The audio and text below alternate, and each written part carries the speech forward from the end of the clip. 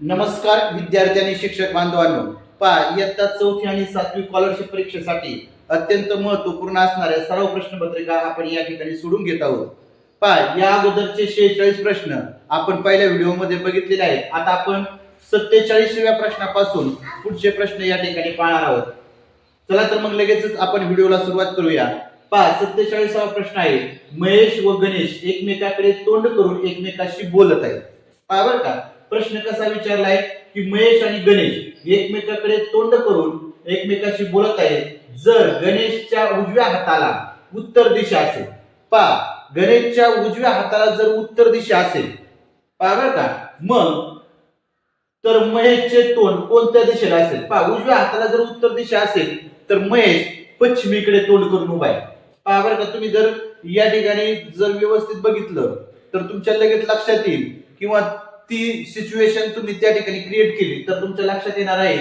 जर गणेशच्या उजव्या हाताला उत्तर दिशा असेल, पहा उत्तर दिशा असेल तर तो कुठं असणार आहे? पश्चिमेकडे तोंड करून असणार आहे.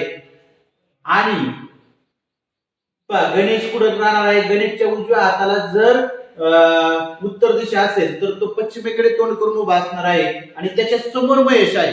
पहा पश्चिम पश्चिम म्हणजे त्याच्या समोर काय आहे? महेश उभा आहे. तर महेशची पाठ पश्चिमेकडे राहील परंतु त्याचं तोंड कुठं राहणार आहे? पूर्वेकडे राहणार आहे. तर या पहिल्या म्हणजे 47व्या प्रश्नाचं उत्तर असणार आहे पूर्व. कुठं असणार आहे? पूर्व. पहा महेशचं तोंड कोणत्या दिशेला असणार आहे? पूर्व या दिशेला असणार आहे. म्हणजे 47व्या प्रश्नाचं उत्तर आहे पर्याय क्रमांक 3. त्यानंतर 48वा प्रश्न काय विचारलाय? मनीषा ताईने 4 मार्च पासून रोज अर्धा लिटर दूध घेतले, 25 लिटर दूध घेतल्यास किती तारखेपर्यंत दूध घेतले? पहा 4 मार्च पासून, मार्च मध्ये किती दिवस असतात? तर 31 दिवस असतात. आपल्याला माहित आहे. पहा मोजायचं कसं ते देखील तुम्हाला सांगितलं मी. जानेवारी फेब्रुवारी मार्च वरती टेकडावर आल्यानंतर काय होतोय? 31 दिवसाचा महिना. जानेवारी 31 दिवसाचा, फेब्रुवारी 28 किंवा 29 दिवसाचा, मार्च 31, एप्रिल 30, मे 31, बरोबर अशा पद्धतीने मोजायचं आहे. मग 31 दिवसाचा मार्च महिना 31 दिवसाचा आहे. मग मनीषाताईंनी 4 मार्च पासून म्हणजे 1, 2 आणि 3 तारखेला त्यांनी काय दूध घेतलेलं नाही. 1, 2 आणि 3 तारखेला दूध घेतलेलं नाही. म्हणजे 31 मधून 3 गेले. पहा बरं का, 31 मधून 3 गेले. पहा या ठिकाणी एकातून 3 जात नाही. 1 इथं 3तून 1 घेतलाय तर 2, 11तून 3 गेले. 1 गेला, 2 गेले, 3 गेले, राहिले 8 आणि 2 म्हणजे 28 दिवस. मार्च मध्ये त्यांनी दूध घेतलं 28 दिवस, बरोबर. पहा आता काय सांगितलंय? त्यांनी 25 लिटर दूध घेतलं, अर्धा लिटर, रोज अर्धा लिटर घ्यायचे. पहा रोज अर्धा लिटर, 25 लिटर दूध घेतलं. पहा म्हणजे 25 लिटर रोज अर्धा लिटर, याप्रमाणे किती? 50 दिवस लागतील. किती दिवस लागतील? 50 दिवस. म्हणजे 50 दिवस त्यांनी दूध घेतलंय, बरोबर, रोज अर्धा म्हणजे 25 लिटर दूध होईल 50 दिवसामध्ये, बरोबर. मग आता पहा 28, मग एप्रिलचे किती दिवस त्याच्यात ऍड करावे लागतील? पहा बरं, म्हणजे 50 होतील. पहा आता 22 आहे, 20 आहे, 21 आहे, 25 आहे. तर एप्रिलचे पहा 22 दिवस पहिले ऍड करू आपण. 22, 8 आणि 9, 10, 0, 8, 1, 2, 2, 4, 1, 5, 50 दिवस झाले. 50 दिवस म्हणजे 22 एप्रिल पर्यंत दूध घेतलं. किती एप्रिल पर्यंत? 22 एप्रिल पर्यंत दूध घेतलं. आता बघा पुढचा प्रश्न काय आहे? पुढचा प्रश्न आहे, मुग्धाला मैत्रिणीकडून पेन्सिल हवी आहे तर तिने काय केले पाहिजे? मुग्धाला मैत्रिणीकडून पेन्सिल हवी आहे तर तिने काय केले पाहिजे? मुग्धाने न विचारता पेन्सिल घ्यावी? अजिबात नाही. मुग्धाने मैत्रिणीशी भांडावे? अजिबात नाही. मुग्धाने पेन्सिल मागू नये? हे देखील नाही. मुग्धाने मैत्रिणीला पेन्सिल देण्यास विनंती करावी. ओके, बरोबर. पहा मुग्धाला मैत्रिणीकडून पेन्सिल हवी आहे तर तिने काय केलं पाहिजे? काय केलं पाहिजे? मुग्धाने मैत्रिणीला पेन्सिल देण्यास विनंती केली पाहिजे. म्हणजे पर्याय क्रमांक 4 हे आपलं अचूक उत्तर आहे. त्यानंतर 50वा प्रश्न आहे, पुढील गटातील चुकीचे पद ओळखा. पहा 18, 27, 36, 47, 54. पहा आता यातलं काय करायचं आपल्याला? वेगळं चुकीचं पद ओळखायचंय. 18, 27, 36, 47, 54. पहा आपल्याला मूळ संख्या, संयुक्त संख्या, विषम संख्या, समसंख्या याची माहिती असणं गरजेचं आहे. मग 18, 27, 36, 47 आणि 54 याच्यामध्ये याच्यातलं काय आहे? तर बघा मूळ संख्या जर बघितल्या तर फक्त 47 ही एक केवढी मूळ संख्या आहे. कोणती? 47. कोणती संख्या मूळ आहे? फक्त 47 ही संख्या मूळ आहे. म्हणून वेगळा शब्द कोणता आहे वेगळा? 47. पर्याय क्रमांक 4 इज करेक्ट आन्सर. पर्याय क्रमांक 4. म्हणजे पुढील गटातील चुकीचे पद ओळखा. याच्यामध्ये कोणतं आहे? 47 हे चुकीचं पद आहे. का चुकीचं पद आहे? कारण की 47 ही काय आहे? मूळ संख्या आहे. ओके, समजलंय? पहा आता पुढचं, खालील आकृतीत त्रिकोणांची एकूण संख्या किती? पहा या ठिकाणी आकृती दाखवली आणि याच्यामध्ये त्रिकोणांची संख्या आपल्याला विचारली. पहा त्रिकोण तुम्हाला सर्वांना माहित आहे की त्याला 3 कोण असतात, बरोबर? बघा आता 1 2 3 4 5 हे 5 तर झाले. ओके, 5 झाल्यानंतर पहा हा 6वा त्रिकोण, हा 6वा बरोबर. त्यानंतर बघा आता हा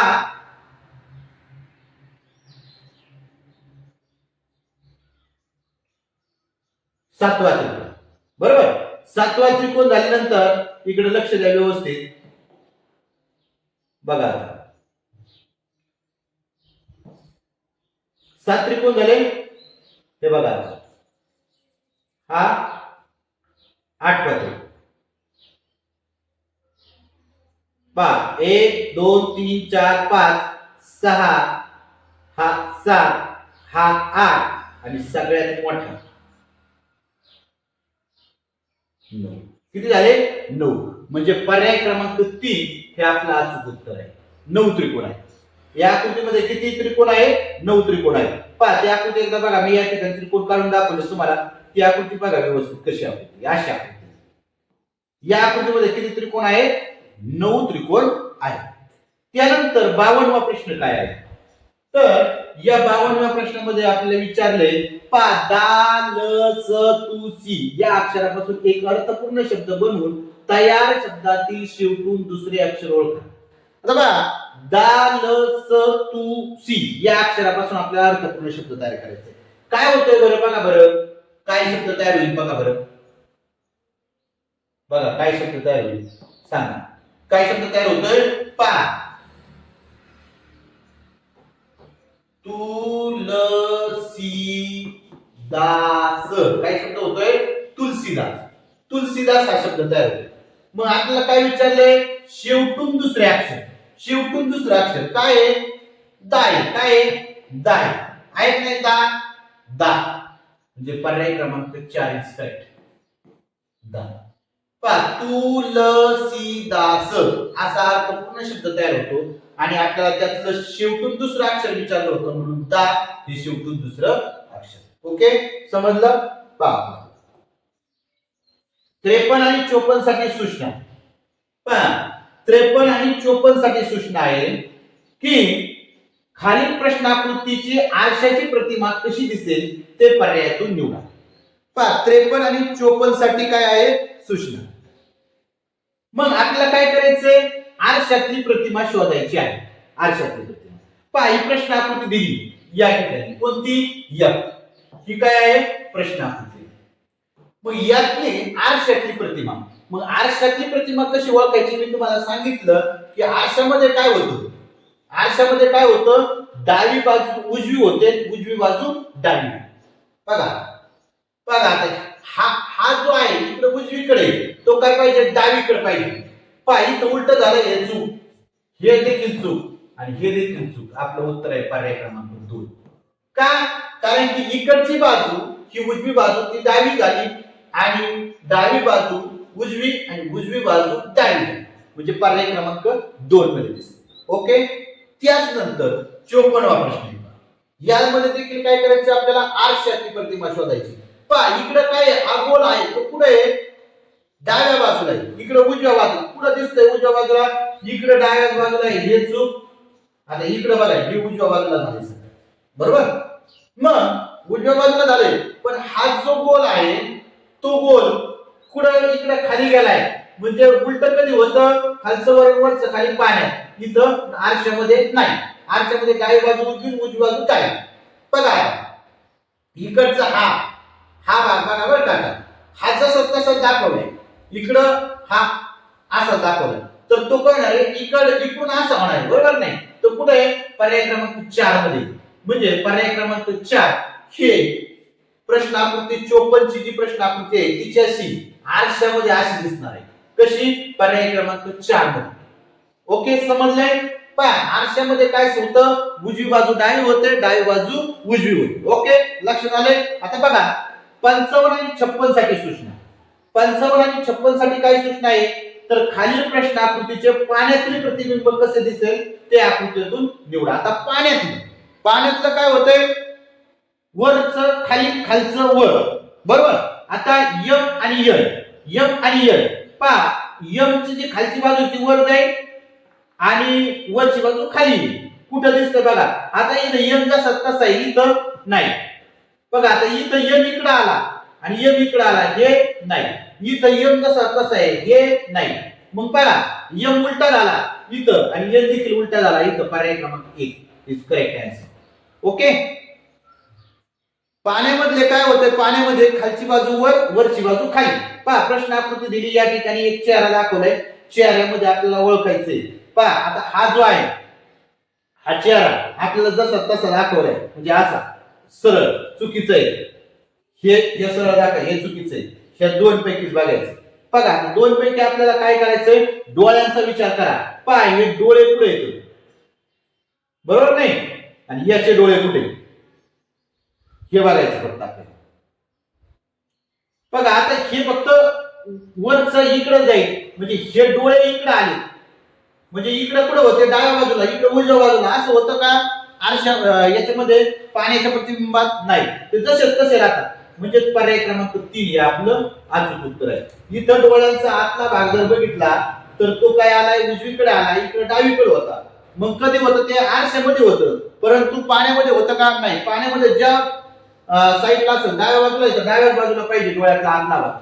तो पर्याय क्रमांक 3 या आकृतीमध्ये बरोबर जुळताना आपल्याला दिसतोय. म्हणून पर्याय क्रमांक 3 हे आपलं आरशातलं प्रतिबिंब आहे. म्हणजे 56व्या प्रश्नाचं उत्तर असणार आहे पर्याय क्रमांक 3. ओके, समजलं? पहा आरशातली प्रतिमा आणि पाण्यातली प्रतिमा हे तुम्हाला 8 मार्क मिळवून देणारा महत्वाचा प्रश्न आहे. त्याच्यामुळे त्याच्याकडे जास्त फोकस करा आणि त्याचा जास्तीत जास्त सराव करा. जास्तीत जास्त सराव केल्यानंतर तुमचा तो प्रश्न अजिबात चुकणार नाही. ओके, समजलं? चला पुढे. आता बघा गटात न बसणारा पर्याय निवडा. पहा गटात न बसणारा पर्याय निवडा. काय आहे? तुळजापूर, सोलापूर, पंढरपूर आणि कोल्हापूर. बरोबर? पहा आता तुळजापूर, सोलापूर, पंढरपूर आणि कोल्हापूर याच्यामध्ये जर हे केलं तर बघा तुळजापूरला काय रे? तुळजाभवानी देवी, बरोबर नाही? देवीचं ठिकाण आहे, म्हणजे भक्तिपीठ आहे, थोडक्यात धार्मिक स्थळ आहे. पंढरपूरला विठ्ठल रुक्मिणीचं मंदिर आहे, कोल्हापूरला अंबाबाईचं मंदिर आहे, बरोबर नाही?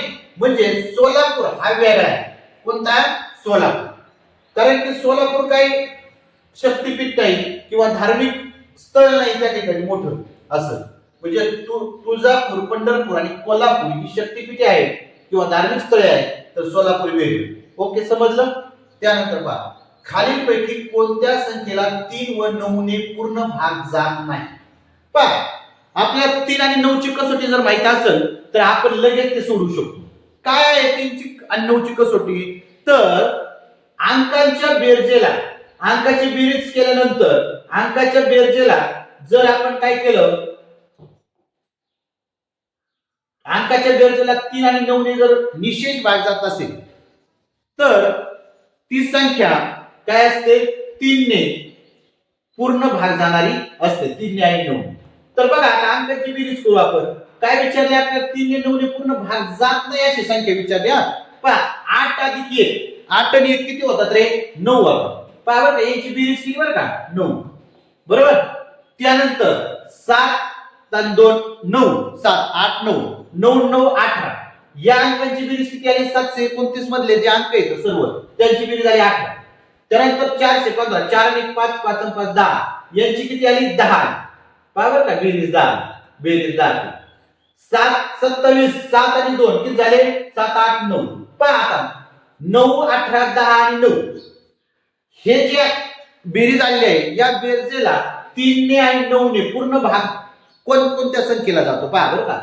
पहा या 9 ला जातो का, जातो. ओके, या 18 ला जातो का, जातो. 3 3 6 18 9 3 18. 10 ला जातो का रे, नाही. 9 ला जातो का, 3 3 9 9 1 9 याला जातो.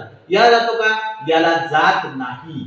म्हणजे आपल्याला कोणतं विचारलंय, खालीलपैकी कोणत्या संख्येला 3 ने व 9 ने पूर्ण भाग जात नाही, तर 415 या संख्येला. कोणत्या, 415 या संख्येला. म्हणजे आपलं उत्तर असणार आहे पर्याय क्रमांक 3. ओके, आले लक्षात, लक्षात आले.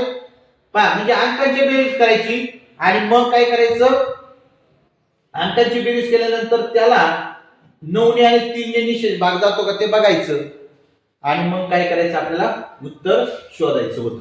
अशा पद्धतीचं सोपं उदाहरण. त्यानंतर 59वा काय प्रश्न आहे, खालील शब्दामध्ये कोणते अक्षर जास्त वेळा आले आहे. पहा कोणते अक्षर जास्त वेळा आले, गमन, नगर, वदन, गमन, रमण, नमन आणि वसन. पहा इथं बघा न न लगेच दिसतोय आपल्याला. काय काय न न किती वेळा आला बघा, एकदा आलाय, दोनदा आलाय, तीनदा आलाय, चारदा आलाय, पाचदा आलाय, सहादा आलाय आणि सातदा आलाय. पहा न किती वेळा आलाय, 7 वेळा आलाय. इतर अक्षर आले का, नाही. इतर अक्षर कमी वेळा आले. म्हणजे सगळ्यात जास्त वेळा येणार अक्षर आहे न हे अक्षर. त्यानंतर 60वा प्रश्न आहे, खालील बाबी क्रमाने लावल्यास मधोमध काय नाही. पाहिलं का, हा खूप इंटरेस्टिंग प्रश्न आहे. म्हणजे तुम्हाला जे सामाजिक नॉलेज आहे ते देखील असणं गरजेचं आहे. म्हणजे पहा आता मुलगा, वृद्ध, प्रौढ, तरुण आणि बाळ आता क्रमाने लावायचे. क्रमाने लावल्यानंतर पहा अगोदर काय असतं रे, पहा ज्या वेळेस एखादा मुलगा जन्माला येतो त्यावेळेस आपण त्याला काय म्हणतो, पहिल्यांदा बाळ म्हणतो. काय म्हणतो, बाळ. बाळ बरोबर नाही, बाळ. नंतर काय होतो, तो मुलगा होतो. नंतर काय होतो, मुलगा. पहा मुलगा झाल्यानंतर तो काय बनतो, तरुण बनतो. काय बनतो, तरुण. तरुण झाल्यानंतर तो काय होतो, प्रौढ होतो. आणि प्रौढ झाल्यानंतर तो बनतो वृद्ध. जन्माला आल्यानंतर आपण म्हणतो बाळ झालं, बाळ झालं. बरोबर नाही, बाळाचा थोडा मोठा झाला का आपण म्हणतो मुलगा झाला. आता मुलगा झाला, आता तू चांगला शाळेत जायला लागला. नंतर कॉलेजला गेल्यानंतर आपण म्हणतो आता तरुण झाला. बरोबर नाही. आणि नंतर प्रौढ आणि नंतर म्हातारपणी वृद्ध. अशा पद्धतीची जोडी लागणं गरजेचं आहे. म्हणजे क्रम लागणं गरजेचं आहे. मग क्रम लागल्यानंतर आपल्याला काय विचारलंय, मधोमध काही. मधोमध पहा 1 2 3 4 5 5 येतं. इकडून 2 सोडायचे, इकडून 2 सोडायचे. मधोमध काय आला, तरुण आला. काय आला, तरुण. म्हणजे पर्याय क्रमांक किती, 1 हे आपलं अचूक उत्तर असणार आहे. ओके, समजलं, समजलं, समजलं. ओके, त्यानंतर चला पुढे. आता बघा सजीव, निर्जीव, मनुष्य या शब्दांच्या गटासाठी योग्य वेन आकृती निवडा.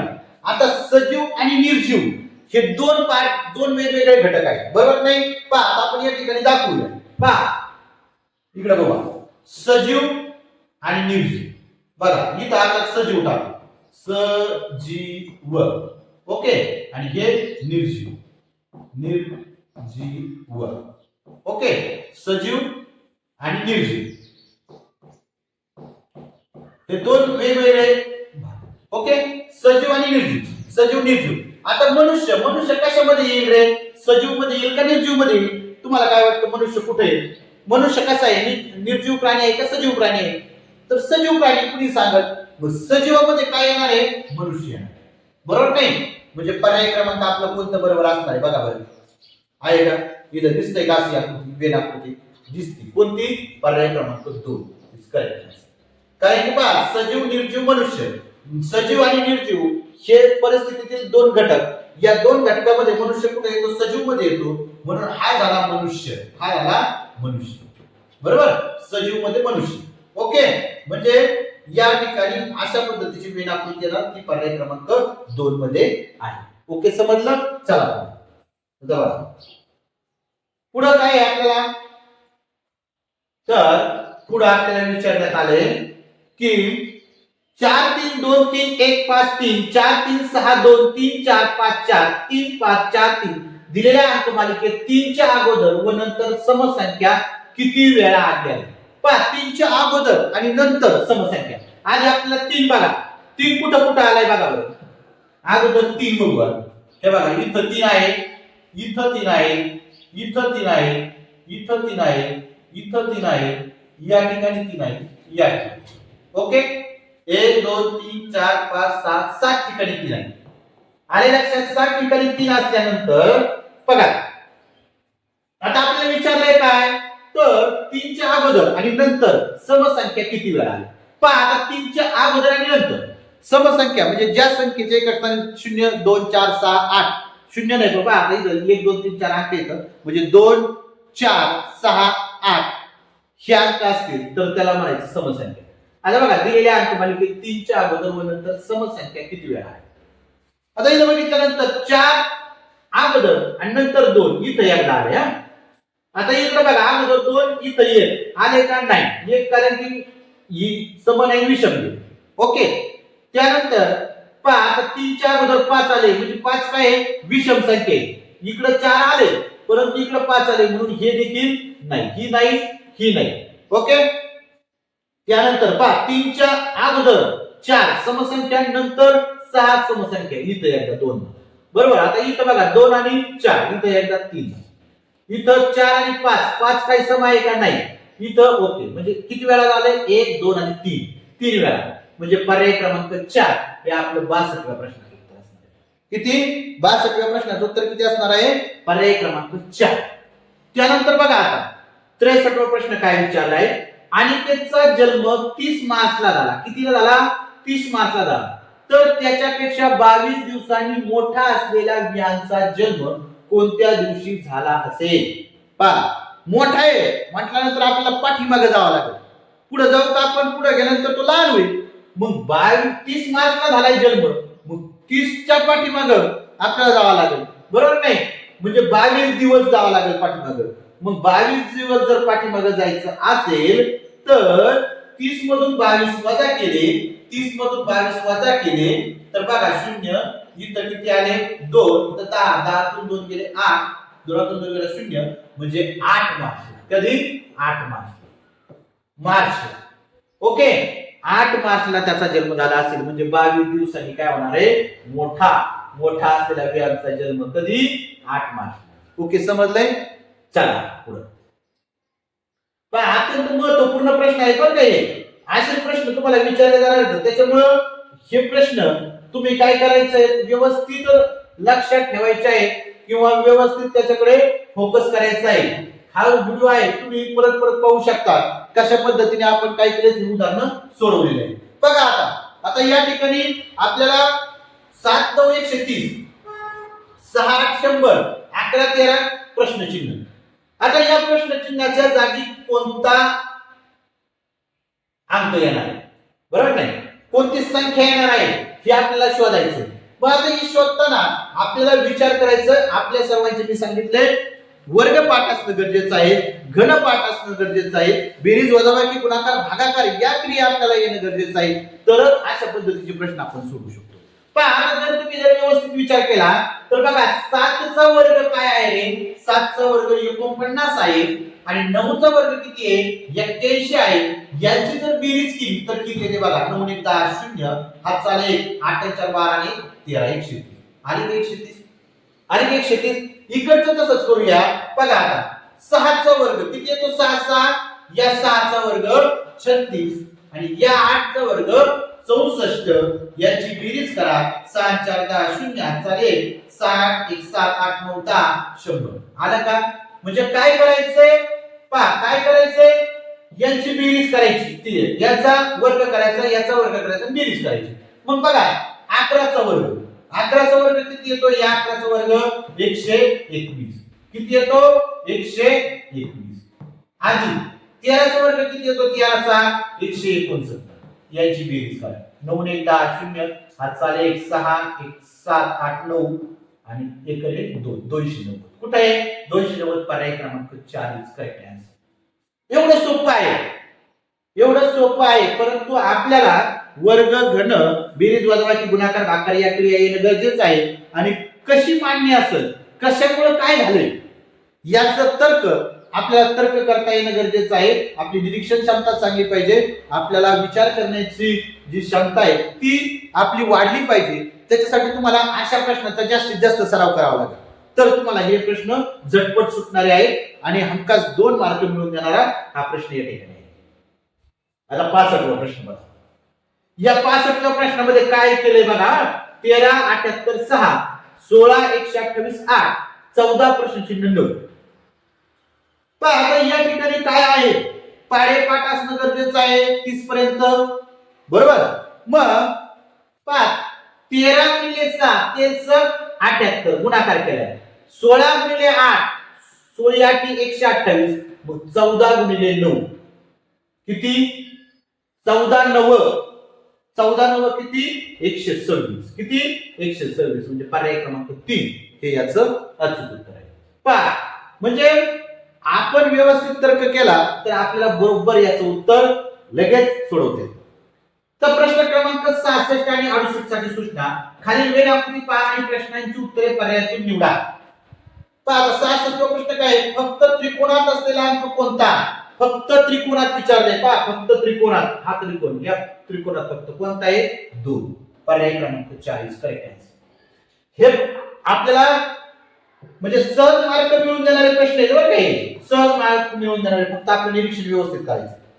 वर्तुळ व चौकोन यांच्यामध्ये सामायिक असलेला अंक कोणता, वर्तुळ आणि चौकोन याच्यामध्ये सामायिक कोणता आहे, वर्तुळ आणि चौकोन मध्ये 6 अंक, पर्याय क्रमांक 1 करेक्ट आन्सर.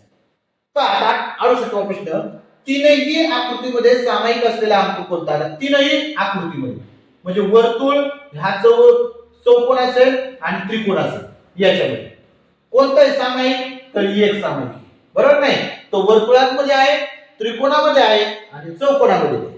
ओके, त्यामुळे कोणता, पर्याय क्रमांक 3 एक हा. ओके समजलं.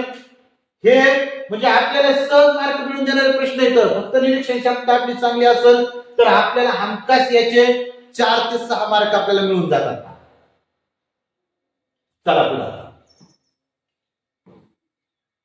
बघा 69वा प्रश्न काय आहे, एका सांकेतिक भाषेत आदर बरोबर 4 3 2, नादर बरोबर 5 3 2, अनंत बरोबर 1 6 असे लिहितात, तर त्याच भाषेत अनादर हा शब्द कसा लिहिणार, बरोबर.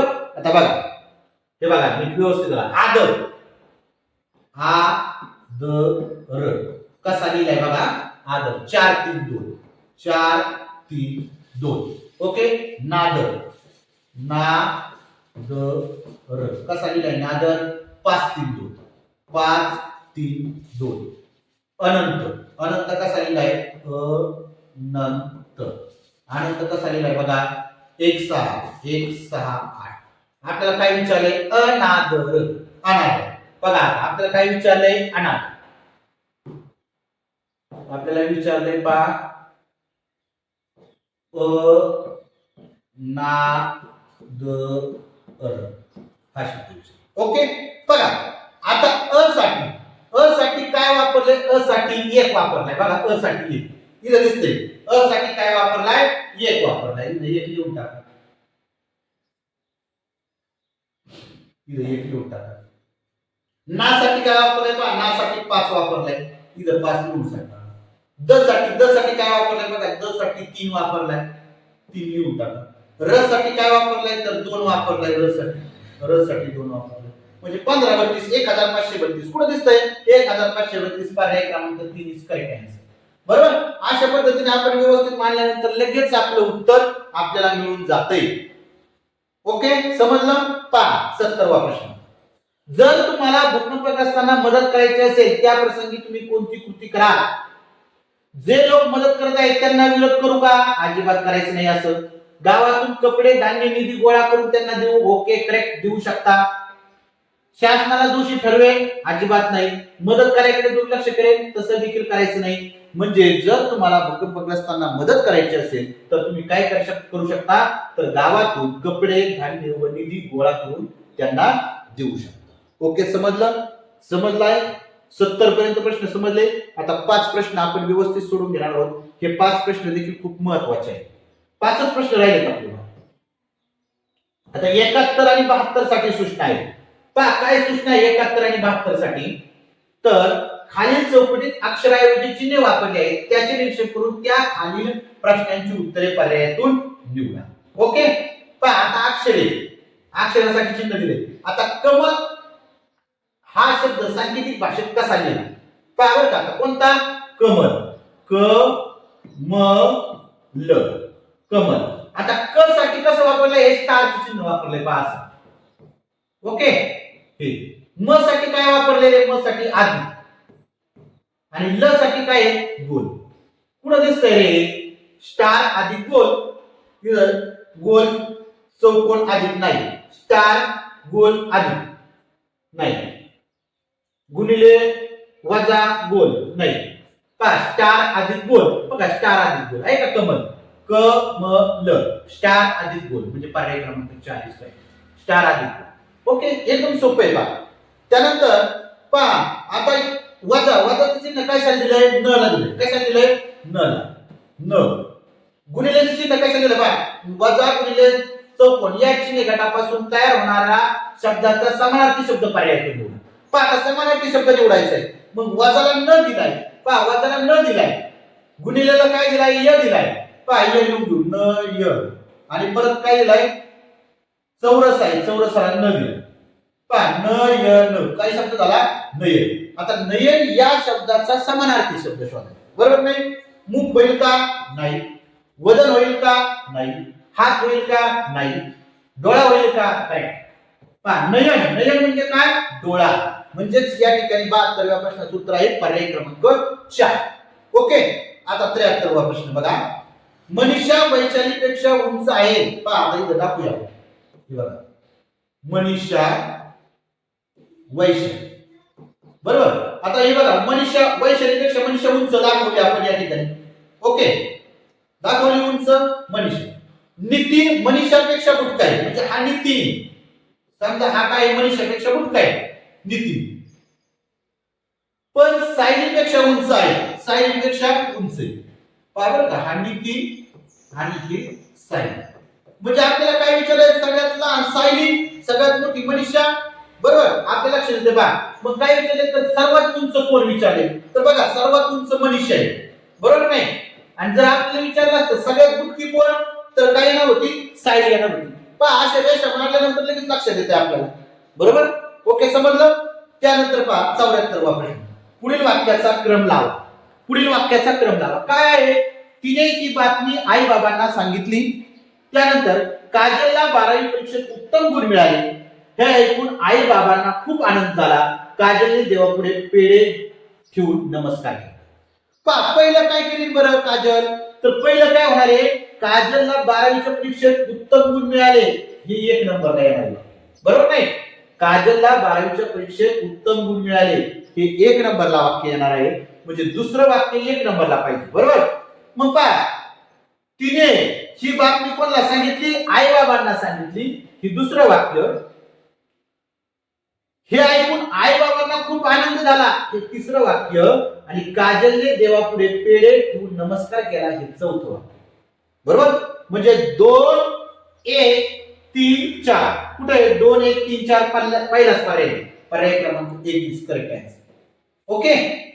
बघा. त्यानंतर 75वा प्रश्न. सहसंबंध ओळखा. तिरंगा 3 रंग. इंद्रधनुष्य कसं असतं? आपण म्हणतो सप्तरंगी इंद्रधनुष्य. कसं? सप्तरंगी इंद्रधनुष्य म्हणजे 7 रंग या इंद्रधनुष्यामध्ये असतात. म्हणून पर्याय क्रमांक 3 हे 75व्या प्रश्नाचं अचूक उत्तर आहे.